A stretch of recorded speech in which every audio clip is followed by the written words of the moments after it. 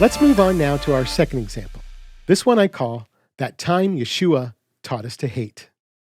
This example illustrates explaining Scripture with Scripture using parallel passages.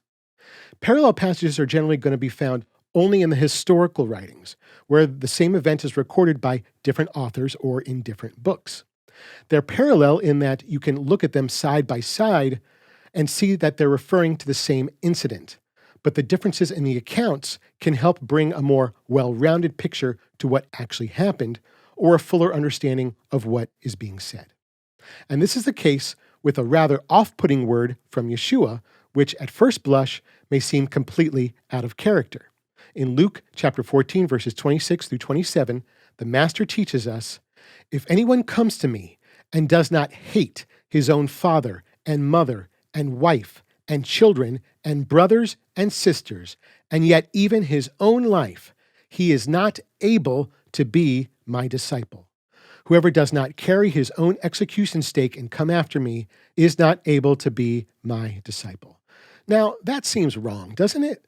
How can the Son of God, the God who is love, tell us to hate our loved ones? And yet, that's exactly what the Greek means here, to hate. It's the same word as in John chapter 3, verse 20, when Yeshua says, "For everyone who is doing wicked things hates the light." And in John 7:7, where he says, "The world is not able to hate you, but it does hate me." The word here in Luke really is hate. Yeshua is literally and actually telling us to hate our families. And he's saying this in the context of what we need to do to be his disciples. He's saying that if we don't hate our families, we're unable to follow him. Now, aside from this being fodder for Christian cults, we can't just find this word strange and aberrant and just dismiss it. What Yeshua is telling us here directly impacts our ability to follow him and be his disciple.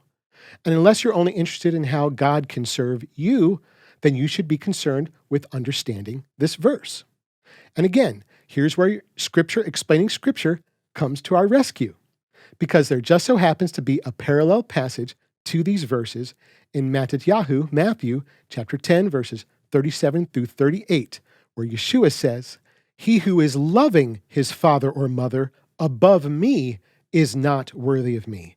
And he who is loving his son or daughter above me is not worthy of me. And whoever does not take his execution stake and follow after me is not worthy of me." Now, the language obviously isn't identical, but look at the content of what's being said. In both passages, the one in Luke and the one in Matthew, Yeshua is singling out family members as a hindrance or obstacle to following him. Now let's look at the differences. In Luke, Yeshua tells us to hate our families to be able to follow him. In Matthew, he tells us that loving our families above him makes us unworthy to follow him. Both statements, if we do what he says, have the same net result. If we hate our families and follow Yeshua, we're putting him first.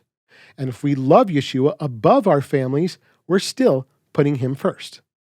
So the scripture in Matthew, then, explains the scripture in Luke.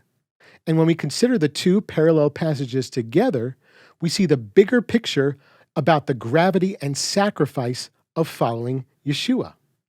It requires a commitment and zeal that's so dedicated and single-minded that compared to our love for Yeshua, the closest thing that would describe our love for our families is hate. This is Yeshua's point, made in what now appears to be extremely hyperbolic language. He doesn't want us to miss the seriousness of what it means to be his disciple. He's putting our intense devotion to him into severe perspective. To hate our families, then, means to love Yeshua above our parents, spouses, children, and even ourselves. And while this kind of love won't create any friction between family members who all share the same love and commitment to the Master, it is supposed to divide families who don't. That's the context of the surrounding verses. Now, that doesn't mean that following Yeshua requires or even suggests that we separate ourselves from unbelieving family members by default. Nevertheless, the Master is teaching us that nothing can come between us and our ability to follow him.